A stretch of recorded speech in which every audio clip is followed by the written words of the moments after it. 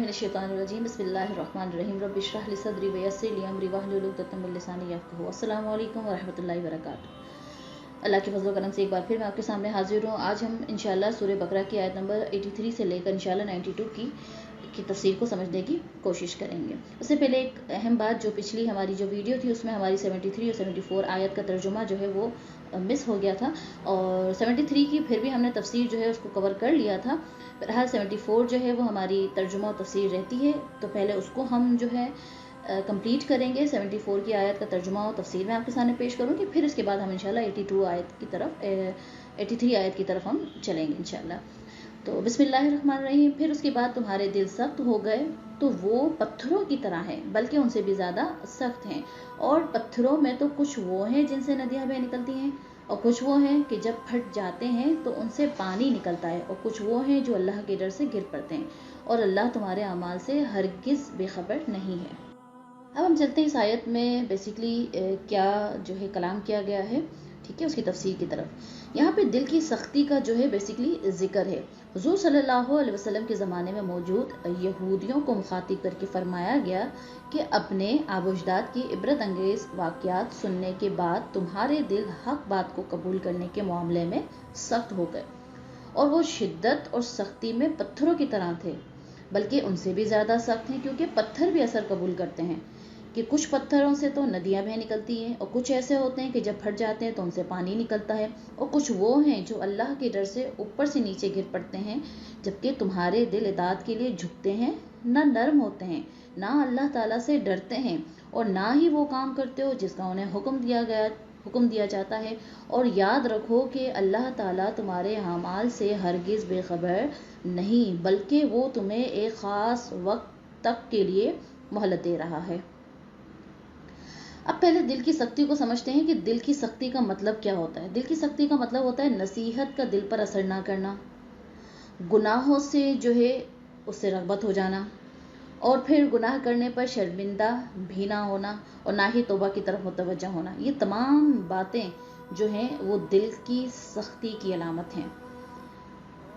तो अब यहाँ पे यहूदियों से मुखातिब करके कहा जा रहा है कि तुम कैसे हो कि तुम्हारे दिल जो है अपने आबो अजदाद के वाक़या सुनकर भी जो है वो हक़ बात कबूल करने के लिए तैयार ही नहीं होते, कोई नदामत ही नहीं है, कोई नसीहत ही असर नहीं करती।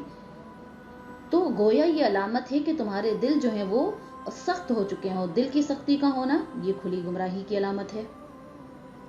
अब यहाँ पे कुछ बातें जो है हमें भी अपने जो है सोचने की और गौर व फिक्र करने की ज़रूरत है कि इस वक्त हमारा हाल क्या है, कि हमारे अतराफ़ में ऐसे मामलात नहीं हो रहे कि जिससे हम इबरत हासिल करें और अल्लाह ताला की तरफ जो है वो झुक जाएं, इताअत बारी ताला की तरफ हम रुजू कर लें।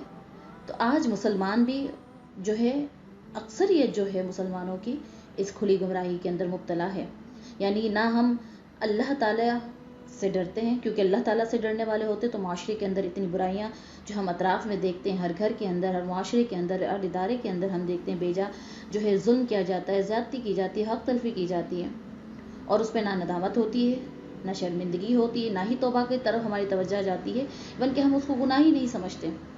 तो गोया ये सारी की सारी बातें दिल की सख्ती की अलामत हैं, और दिल की सख्ती जो है गोया ये गुमराही है, यानी इस बात की अलामत है कि वो शख्स जो है वो गुमराह है। अब यहाँ तो बात आ गई कि दिल की सख्ती का होना और ये अलामतें पाए जाना, ये दिल की सख्ती की अलामत है, और अलामत है कि वो शख्स गुमराह है। अब उसका हल क्या है, उसकी तरफ भी मुतवज्जह होने की ज़रूरत है कि गोया अगर ऐसा ही हाल हमारा है तो हमें क्या करना चाहिए। तो हदीस मुबारका में इसके मुतालिक भी जो है हदीस मौजूद है, जिसमें दिल की सख्ती को कम करने वाली, जिसमें सबसे ज़्यादा आता है, सबसे पहले जो आता है वो अल्लाह के ज़िक्र से अपनी ज़बानों को तर रखें, कि जितना अल्लाह ताला की ज़बान से अपने जो है ज़बानों को अपने अल्लाह ताला की ज़िक्र से तर रखेंगे, अल्लाह ताला आपके दिलों को नरम कर देगा। दूसरा कहा जाता है मिस्कीनों को खाना खिलाना, यतीम के सर पे हाथ फेरना। ये वो चीज़ें हैं जिससे इंसान करने से इंसान का दिल जो है वो नरम हो जाता है। अच्छा, कुछ ऐसी चीज़ें भी हैं जिसके करने से दिल जो है वो सख्त होता है, उन चीज़ों से भी हमें बचना होगा। बहुत सारी बातें हदीस मुबारका में ज़िक्र की गई, मैं चंद आपके सामने रखूँगी। एक तो है कसरत कलाम, ठीक है, कसरत कलाम जो है इंसान के दिल को सख्त कर देता है। ये हदीस मुबारका में ये बातें जो है ज़िक्र की गई हैं। बहुत ज़्यादा हंसना, ٹھیک ہے، تو یہ وہ علامتیں ہیں جس سے انسان کا دل جو ہے وہ سخت ہو جاتا ہے۔ ابھی میں آپ کے سامنے ایک حدیث رکھتی ہوں، اس کے بعد ہی ہم اس جو ہے موضوع کو یہیں پہ اختتام کریں گے، اس کے بعد ہم نیکسٹ آیتوں کی طرف چلیں گے۔ نبی کریم صلی اللہ علیہ وسلم نے فرمایا کہ اللہ تعالیٰ کے ذکر کے علاوہ زیادہ کلام نہ کیا کرو، کیونکہ اللہ تعالیٰ کے ذکر کے علاوہ کلام کی کثرت دل کو سخت کر دیتی ہے، اور لوگوں میں اللہ تعالیٰ سے سب سے زیادہ دور وہ شخص ہوتا ہے جس کا دل سخت ہوتا ہے۔ ٹھیک ہے، تو اس باتوں پہ ہمیں غور کرنا ہے۔ وہ باتیں جو انسان کے دل کی سختی کی طرف جو لے جاتی ہیں، اسے ہمیں ان اعمال سے بچنا ہے، زیادہ کلام کرنے سے، زیادہ ہنسنے سے اپنے آپ کو بچانا ہے۔ اور دوسری یہ، اب ہم چلتے ہیں آج کی جو ہماری آیت تھی، یہ تو ہم نے وہ آیت جو ہے کور کی جو ہماری پچھلی ویڈیو میں مس ہوئی تھی ہم سے۔ ٹھیک ہے، اب ہم چلتے ہیں 83 آیت کی طرف۔ ٹھیک ہے، پہلے میں 83 کی آیت کا ترجمہ آپ کے سامنے پیش کروں گی اور اس کی تفسیر کو سمجھنے کی کوشش کریں گے، اس کے بعد ہم نیکسٹ کی طرف جائیں گے۔ بسم اللہ الرحمن الرحیم۔ اور یاد کرو جب ہم نے بنی اسرائیل سے عہد دیا کہ اللہ کے سوا کسی کی عبادت نہ کرو، اور ماں باپ کے ساتھ بھلائی کرو، اور رشتہ داروں اور یتیموں اور مسکینوں کے ساتھ اچھا سلوک کرو، اور لوگوں سے اچھی بات کہو، اور نماز قائم رکھو اور زکوٰۃ دو، لیکن پھر تم میں سے چند آدمیوں کے علاوہ سب پھر گئے، اور تم ویسے ہی اللہ کے احکام سے منہ موڑنے والے ہو۔ اب ہم چلتے ہیں اس آیت کی تفسیر کی طرف۔ یعنی اے یہودیوں، وہ وقت یاد کرو جب ہم نے بنی اسرائیل سے توریت میں عہد لیا کہ تم اللہ تعالیٰ کے سوا کسی کی عبادت نہ کرو، کیونکہ اس کے علاوہ کوئی اور عبادت کا مستحق ہی نہیں ہے، اور اپنے ماں باپ کے ساتھ بھلائی کرو، رشتہ داروں، یتیموں، مسکینوں کے ساتھ اچھا سلوک کرو، لوگوں سے اچھی بات کہو، نماز قائم رکھو اور زکوٰۃ دو، لیکن اسے قبول کرنے کے بعد ان میں سے چند آدمیوں کے علاوہ سب اس عہد سے پھر گئے، اور تم پھر اپنے آب و اجداد کی طرح اللہ کے احکام سے منہ موڑنے والے ہو۔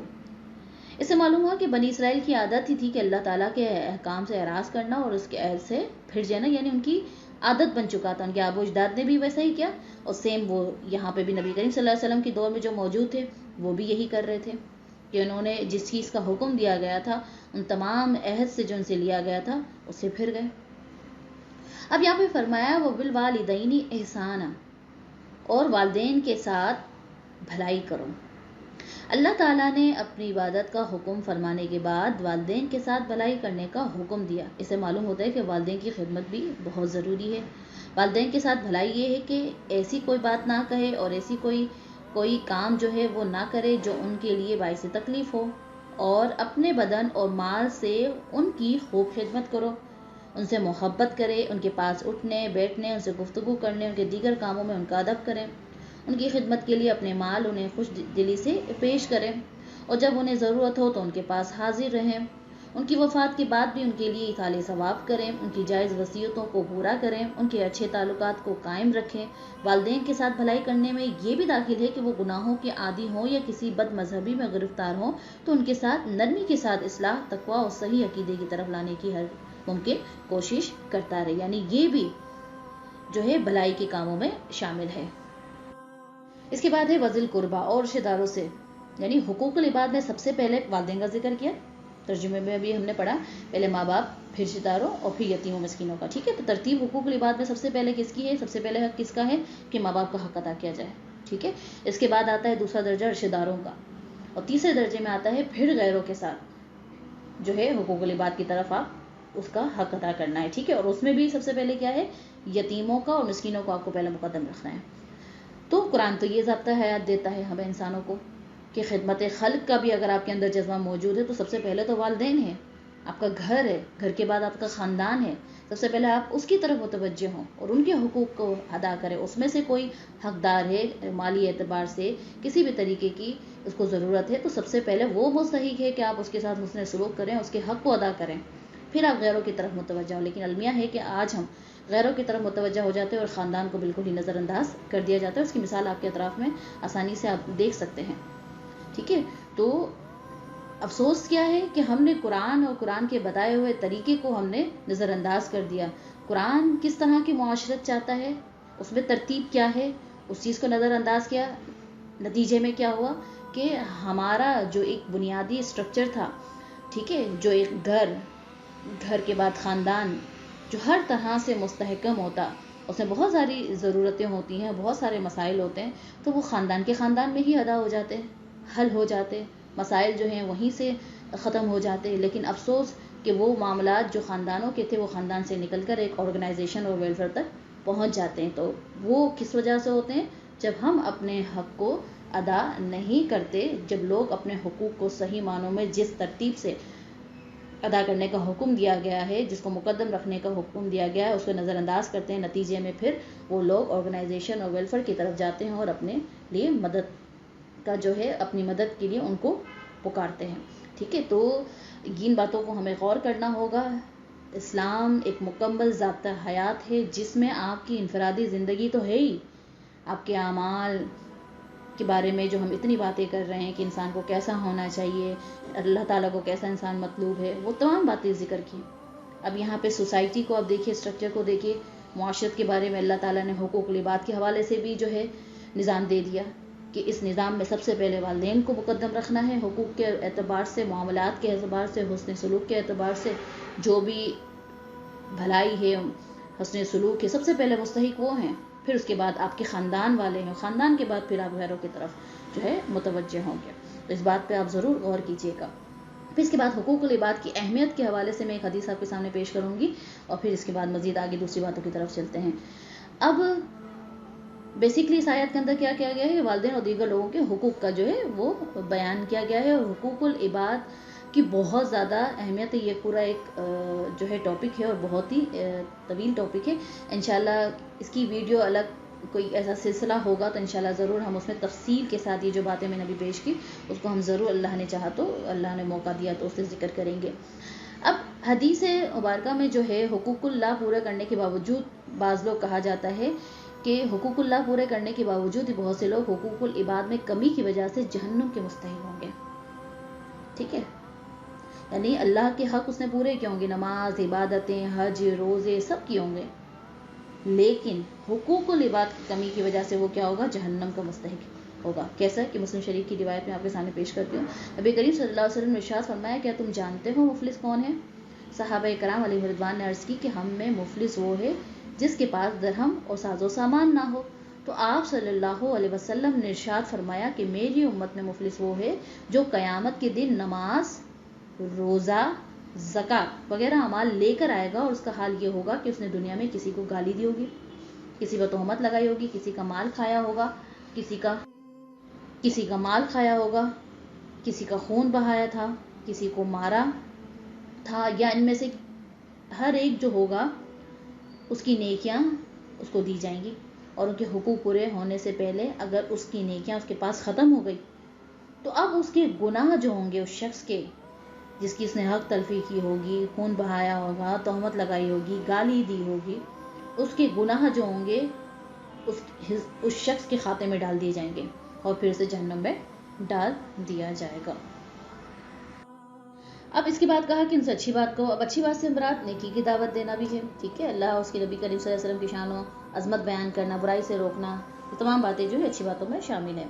پھر کہا کہ تم میں سے تھوڑے تھے. اب بنی اسرائیل کی اکثر جو تھی انہوں نے تو عہد توڑے اور وعدہ خلافی کی اور گناہوں کے راستے پر چل پڑے، لیکن اس میں سے کچھ ایسے بھی تھے جنہوں نے نبی کریم صلی اللہ علیہ وسلم کا زمانہ پا کر آپ پر وہ ایمان لے آئے تھے. ٹھیک ہے، اللہ قلیلا منکم، مگر تم میں سے تھوڑے تھے. تو یہاں اس سے مراد یہی ہے. اب اس کے بعد اب جو یہ آیت کا ترجمہ میں نے آپ کے سامنے رکھا اس پر ذرا غور و فکر کرتے ہیں. جو بنی اسرائیل کی حالت بیان کی گئی ہے فی زمانہ، اگر ہم اپنا جو ہے اپنے حال پر غور کریں تو کچھ صورتحال مختلف نہیں ہے کہ مسلمان ہونے کی حیثیت سے کلمہ پڑھ کر ہم نے نماز، روزہ، زکوٰۃ، حج، اطاعت الہی، اطاعت رسول، حقوق اللہ، حقوق العباد کی ادائیگی کی پابندی کا جو عہد اللہ سے کیا ہوا ہے، کیا ہم بھی اس کو پورا کرتے ہیں یا نہیں؟ ٹھیک ہے، اس پر غور و فکر کرنا ہے. یعنی یہ جو ذکر یہودیوں کے، بنی اسرائیل کے متعلق کہا جا رہا ہے کہ تم نے سارے وعدے کیے اللہ تعالیٰ سے، لیکن اس کے بعد کیا ہوا؟ وعدے سے پھر گئے. تو ہمیں اپنے اعمال کی طرف متوجہ جو ہے توجہ کرنے کی ضرورت ہے کہ آیا ہم بھی تو وہ نافرمانیاں، وہ گناہ نہیں کر رہے جو بنی اسرائیل کی بربادی و ذلت کا سبب بنی تھی، جسے ہم نے ابتدا میں کہا تھا کہ اب جو ہے عروج و زوال کے حوالے سے سورہ بقرہ میں بنی اسرائیل کے بارے میں ذکر موجود ہے. تو وہ کون سے اعمال تھے جس کی وجہ سے ان کو جو ہے اللہ تعالیٰ نے نعمتوں سے نوازا؟ وہ کون سے کام تھے، وہ کون سی غلطیاں تھیں، وہ کون سی نافرمانیاں تھیں जिसकी वजह से अल्लाह ताला ने उन पर अज़ाब मुसल्लत किया, उन्हें ज़िल्लत का सामना करना पड़ा। तो आज अपना भी मुहासबा हम उन बातों को रख के कर सकते हैं कि अगर आज मुसलमान को ज़िल्लत का सामना है तो उसके बुनियादी सबब क्या हैं, कि हमने कौन से वादे की जो है अल्लाह के साथ किए गए वादे की खिलाफ वर्जी कर रहे हैं। तो इस पर हम जो है वो गौर करना चाहिए।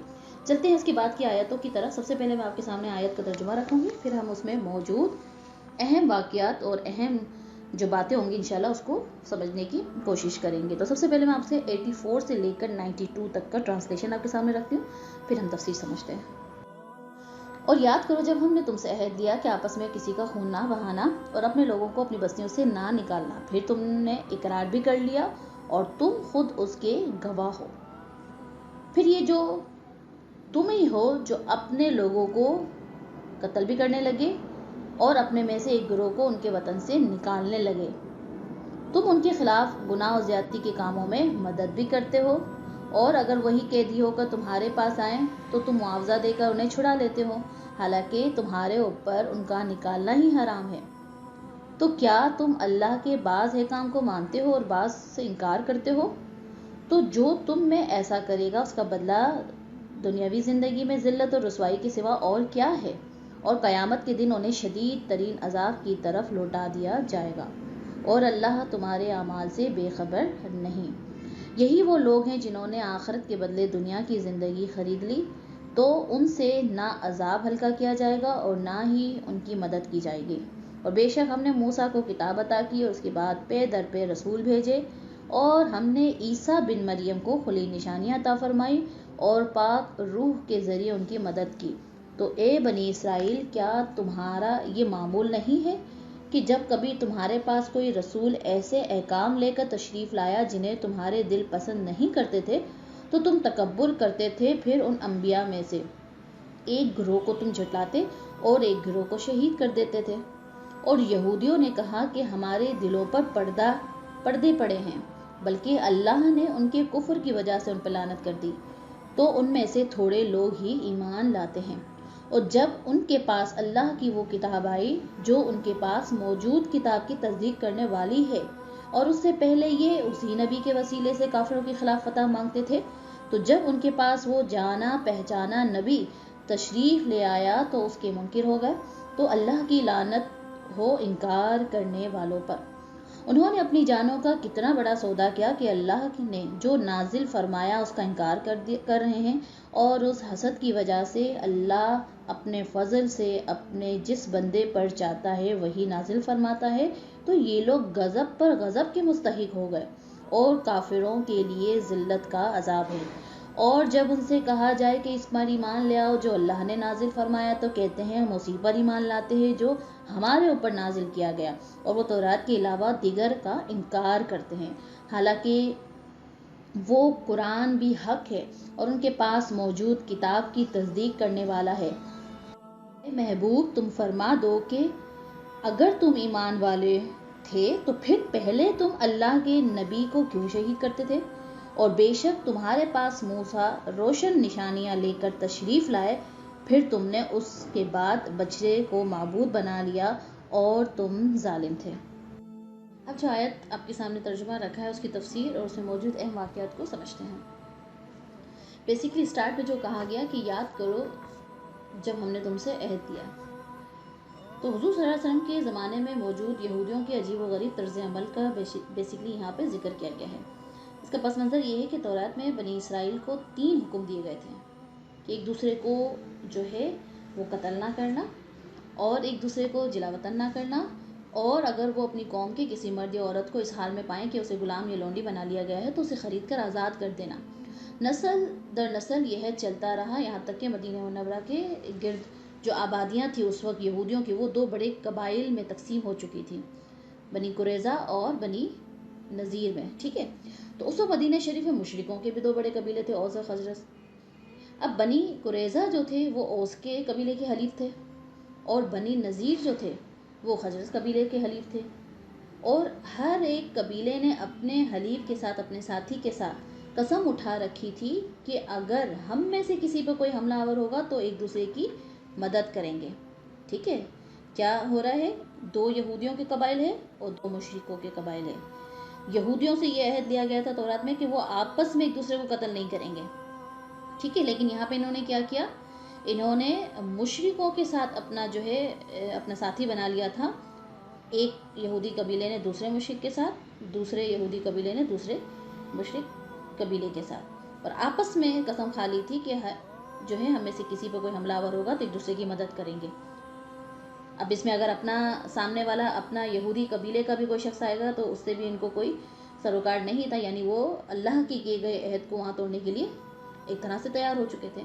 اب جب اوس اور خزرج کے درمیان جنگ ہوتی تو بنی قریظہ اوس کی اور بنی نذیر جو تھے وہ خزرج کی مدد کے لیے آتے تھے، اور اپنے حلیف کے ساتھ ہو کر آپس میں ایک دوسرے پر تلوار بھی چلا لیتے تھے، ٹھیک ہے، یعنی اتنی مدد کی ان لوگوں نے کہا تھا نا کہ حملہ آور ہوگا تو مدد کریں گے، نتیجے میں انہوں نے آپس کو قتل کرنا، آپس کے لوگوں کو قتل کرنا جو ہے وہ انہوں نے شروع کر دیا، جن کا ان سے عہد دیا گیا تھا کہ اپنے آپ کو آپس میں ایک دوسرے کو قتل نہ کرو گے، ان کے گھروں کو ویران کر دیتے، انہیں ان کی رہائش گاہوں سے نکال دیتے تھے، لیکن جب ان کی قوم کے لوگوں کو ان کے حلیف قید کر لیتے تھے نا تو وہ ان کو مال دے کر چھڑا لیتے تھے، یعنی 3 وعدے کیے گئے تھے ان کو کہ نہ حق قتل، مطلب ایک دوسرے کو قتل نہ کرنا، جلا وطن نہ کرنا، اور اپنی قوم میں سے کسی کو اگر کوئی شخص غلام بنا لے تو اسے آزاد کر دینا۔ انہوں نے 2 کاموں کی تو مخالفت کی، 2 عہد توڑ دیے، لیکن ایک عہد پر قائم رہے، کون سا والا، کہ جب ان کو کوئی غلام بنا کے لے جاتا تو وہ اسے آزاد کر دیتے۔ مثلا اگر بنی نذیر کا کوئی شخص اوس قبیلے کے ہاتھوں میں گرفتار ہو جاتا تو بنی قریظہ اوس قبیلے کو مالی معاوضہ دے کر اسے چھڑا لیتے تھے، حالانکہ وہی شخص اگر لڑائی کے وقت ان کے ہاتھ آ جاتا تو اسے وہ قتل کر ڈالتے۔ تو لوگوں نے ان سے کہا کہ تم بھی بڑے عجیب لوگ ہو، ایک دوسرے کو قتل بھی کرتے ہو، فدیہ دے کر جان بھی چھڑا لیتے ہو، بڑے عجیب معاملہ ہے نا کہ اگر قتل کے میدان میں آئے، مطلب اگر لڑائی ہوتی ہے تو تم ایک دوسرے کو قتل کرنے سے جو ہے وہ باز نہیں آتے ہو، اور عجیب ہو ایک طرف جو ہے فدیہ دے کر اسے جان بھی چھڑاتے ہو اگر قیدی بن جائے تو یہودیوں نے کہا کہ ہمیں تورات میں حکم دیا گیا ہے کہ ہم اپنے قیدیوں کو فدیہ دے کر چھڑا لیں۔ اس پر ان سے کہا گیا کہ پھر تم ایک دوسرے کو قتل کیوں کرتے ہو، حالانکہ تورات میں جو ہے تمہیں اس چیز سے بھی تو منع کیا گیا تھا۔ اب یہودیوں نے کیا کہا کہ جنگ کے دوران ایک دوسرے کو قتل کرنے سے اگرچہ اللہ تعالیٰ کے ساتھ کیا ہوا ہمارا عہد جو ہے وہ ٹوٹ جاتا ہے، لیکن ہمیں اس بات سے شرم آتی ہے کہ ہمارے حلیف جو ہے وہ ذلیل ہوں۔ کون؟ جنہوں نے اوس و خزرج سے جو انہوں نے دوستیاں کی ہوئی تھی، ساتھی بنایا ہوا تھا، کیونکہ اگر ہم ان سے اگر ہم نے ایک دوسرے کو قتل اور جلا وطن نہ کیا تو اس میں ہمارے جو حلیف ہیں ان کی ذلت ہے، چونکہ فدیہ دے کر جان چھڑاتے تو اس میں کوئی ذلت والی بات نہیں ہے، اس لیے ہم اس وعدے کو پورا کر دیتے ہیں۔ تو یہودیوں کی اس حرکت پر انہیں اس آیت میں ملامت کی جا رہی کہ جب تم نے اپنوں کی خون ریزی نہ کرنے، ان کو بستیوں سے نہ نکالنے اور ان کے اسیروں کو چھڑانے کا عہد کیا تھا، تو یہ کیا 2 رنگی ہے کہ تم ایک دوسرے کو قتل اور جلا وطن کرنے میں تو اس سے باز تو نہیں آتے ہو، لیکن جب کوئی گرفتار ہو جاتا ہے تو اسے فدیہ دے کر جان چھڑا لیتے ہو۔ تو جن باتوں کا تم نے عہد کیا تھا اس میں سے کچھ باتوں کو مانتے ہو اور کچھ کو مانتے نہیں ہو، ٹھیک ہے، جب تم ایک دوسرے کو قتل اور جلا وطن کرنے سے باز نہ رہے تو تم نے عہد شکنی کی ہے اور حرام کے مرتکب ہوئے ہیں۔ تو اسی بات کی طرف اور اسی واقعے کی طرف جو ہے نشاندہی کی گئی ہے کہ جو تم سے عہد دیا گیا تھا تورات میں، تم نے اس کی جو ہے عہد شکنی کی اور حرام کے مرتکب ہوئے۔ یعنی اس پورے واقعے سے کیا معلوم ہوتا ہے کہ بنی اسرائیل کے جو ایمان تھے وہ کتنے کمزور تھے، کہ وہ کچھ پر عمل کرتے تھے اور کچھ کو جو ہے نظر انداز کر دیے جاتے تھے۔ نتیجے میں کیا ہوا، دنیا اور آخرت دونوں میں رسوا ہوئے۔ دنیا میں کس طریقے سے رسوا ہوئے کہ بنی قریظہ 3 ہجری میں سارے لوگ مارے گئے، اور بنی نذیر کے جو لوگ تھے وہ پہلے سے ہی جلا وطن کر دیے گئے۔ تو یعنی جب انسان مخالفت کرتا ہے دنیاوی محبت کے نتیجے میں، دین کی اگر مخالفت کر ڈالتا ہے تو نتیجے میں ذلت اور رسوائی جو ہے اس کا سامنا کرنا پڑتا ہے، جس کا جو ثبوت ہے وہ یہ پورا واقعہ ہے۔ اس کے بعد اللہ تعالیٰ نے جو آیتیں آپ کے سامنے پیش کی اس میں اللہ تعالیٰ نے بنی اسرائیل پہ کی جانے والی انعامات کا جو ہے ذکر کیا ہے، انہیں یاد دلایا ہے کہ یاد کرو کہ اللہ تعالیٰ نے تم پہ جو احسانات کیے، جس میں سے ایک احسان پہ در پہ رسول بھیجے، کہ حضرت موسیٰ علیہ السلام کے زمانے سے لے کر حضرت عیسیٰ علیہ السلام کے زمانے کے درمیان متواتر کہا جاتا ہے کہ تقریباً انبیاء کرام علیہ السلام کی تعداد 4000 تھی۔ یہ سب حضرت موسیٰ علیہ السلام کی شریعت کے محافظ اور اس کے احکام جاری کرنے والے تھے، ٹھیک ہے۔ تو یہ بھی اس کے بعد روح القدس کا ذکر کروایا گیا کہ پاک روح کے ذریعے جو ہے ان کی مدد کی گئی۔ اب وہ لوگ کیا کرتے تھے، جو ان کو پسند آتا تھا اس پر ایمان لے آتے تھے، اور جو انہیں پسند نہ آتا تھا اور اپنی خواہشات کے خلاف پاتے تو جھٹلا دیتے تھے، اور موقع پاتے ہی अंबिया कराम अलैहिस्सलातु वस्सलाम को कत्ल कर डालते थे, जैसा कि हज़रत ज़करिया अलैहिस्सलाम तो वस्सलाम, हज़रत याह्या अलैहिस्सलातु वस्सलाम को उन्होंने, और उसके अलावा बहुत से अंबिया कराम अलैहिस्सलातु वस्सलाम को कहा जाता है कि उन्होंने शहीद किया। हत्ता कि हम देखते हैं कि नबी करीम सल्लल्लाहु अलैहि वसल्लम के भी ये पे दर पे जो है जान के दुश्मन बन चुके थे। कभी आप सल्लल्लाहु अलैहि वसल्लम पर जादू का जो है इल्ज़ाम लगाते, जादूगर का होने का, कभी जहर दे दिया, कभी जादू करवा दिया, और नाहक शहीद करने की भी जो है तरह तरह की कोशिशें करते रहे। तो अब यहाँ पे अगर हम ये तमाम बातों को देखें तो क्या मालूम होता है कि उनका तर्ज अमल यहूदियों का बेसिकली जो है वो वाज़े हो रहा है। क्या था कि अहकामे इलाही पर अपनी ख्वाहिशात को तरजीह देना। जितना भी अभी पीछे वाक़या सुना या यहाँ पे हम जो दे रहे हैं, या नबी कराम अलैहिस्सलातु वस्सलाम को नाहक कत्ल करते थे तो उसके पीछे क्या था, अपनी ख्वाहिशात को तरजीह दिया करते थे। वो उन ख्वाहिशात की बुनियाद पर देखते थे कि उस पर अमल करना है या नहीं करना। तो ये तर्ज अमल किसका है? यहूदियों का। जबकि हुक्म इलाही के सामने अपने नफ्स को कुचल देना ये कामिल ईमान वाले की अलामत होती है। ठीक है, तो अब हमें इस बात को, ये जो वाक़या पढ़ा, ये जो आयत के तर्जुमे आपके सामने पेश किए, उसको रखते हुए अपने आप पे गौर व फिक्र करने की कोशिश करनी चाहिए कि क्यों, क्योंकि हम भी तो ऐसे नहीं कि अपनी ख्वाहिशात को जो है वो तरजीह देते हैं। हमें अक्सर हम यही करते हैं कि जो अहकाम हमें ऐसा लगता है कि अमल पैरा होना मुशक्क़त में मुब्तला, यानी हमारे लिए मुशक्क़त का जो है सामान बनते हैं, तो हम अपनी ख्वाहिशात को तरजीह दे देते हैं। तो इस रवैये पर, इस रविश पर हमें गौर करना चाहिए कि ये यहूदियों का तरीका था। फिर उनसे कहा जाता तो कहते हैं कि हमारे दिलों पर पर्दा है। अब उनकी शामत क्या हुई कि अल्लाह ताला ने उसकी ईमान ना लाने, नबी करीम सल्लल्लाहु अलैहि वसल्लम पर ना लाने की वजह से जो कुफ्र में मुब्तला हुए वो उनके आमाल का नतीजा था। अब वो मजाकन कहा करते थे कि हमारे दिलों पर तो पर्दे हैं। ठीक है, और नबी करीम सल्लल्लाहु अलैहि वसल्लम की हिदायत जो इनके दिलों तक पहुँच ही नहीं रही है। अब अल्लाह ताला ने इसका रद्द फरमा दिया कि ये झूठे हैं। अल्लाह ताला ने दिलों को फितरत पे पैदा किया है और हक कबूल करने की सलाहियत रखी है, लेकिन इनकी शामत है, इनके अमाल है, इनकी कमज़ोरी है ईमान की, जिसके नतीजे में वो कुफ्र में मुब्तला हुए। फिर इसके बाद कहा गया कि जाने पहचाने नबी, यानी आयत नंबर अगर आपने देखा 89 के अंदर फरमाया गया कि हालांकि तुम इससे पहले इनके वसीले से काफिरों पर जो है फतह मांगा करते थे, दुआ मांगा करते थे उनके वसीले से। अब वो जाने पहचाने नबी कौन, क्यों, कैसे? तुम्हारी किताबों के अंदर उनकी निशानियाँ मौजूद थीं। अब जब वो तशरीफ़ लाए, यानी उनके बारे में तुम पहले से ही अपनी किताबों में जानते थे, तुम्हारी किताब जो है इनकी तस्दीक करने वाली है, इस किताब की तस्दीक करने वाली है, यानी इसके बावजूद भी तुमने उसकी मुखालिफत की। ठीक है, जब आप हयात नहीं थे तो इनके वसीले से आप दुआ मांगा करते थे, और जब वो तशरीफ़ फरमाए तो तुम उसका इनकार करते हो। अब इन्होंने कितनी अपनी जानों का कितना बड़ा सौदा किया, कितना घाटे का सौदा किया, और बेसिकली ये इन्होंने क्यों किया? हसद की वजह से। वो बनी इसराइल जो थे वो चाहते थे कि ख़त्म नबूवत का जो मनसब है वो बनी इसराइल को मिले, लेकिन क्या हुआ कि वो मनसब से महरूब हुए, बनी इस्माइल को ये मनसब मिल गया। अब वो नतीजे में क्या हुआ कि हसद में मुब्तला हो गए, और नतीजे में इन्होंने नबी करीम सल्लल्लाहु अलैहि वसल्लम पर ईमान लाने और कुरान पर ईमान लाने को से इनकार कर दिया। आज की आयत और उसका तर्जुमा और तफसीर इंशाल्लाह आइंदा की वीडियो में हम मज़ीद इंशाल्लाह आयतों को और उसकी तफसीर को समझने की कोशिश करेंगे। तब तक के लिए इजाज़त दीजिए, अपनी दुआ में याद रखिएगा। फ़ी अमानिल्लाह, अस्सलामु अलैकुम व रहमतुल्लाहि व बरकातुहू।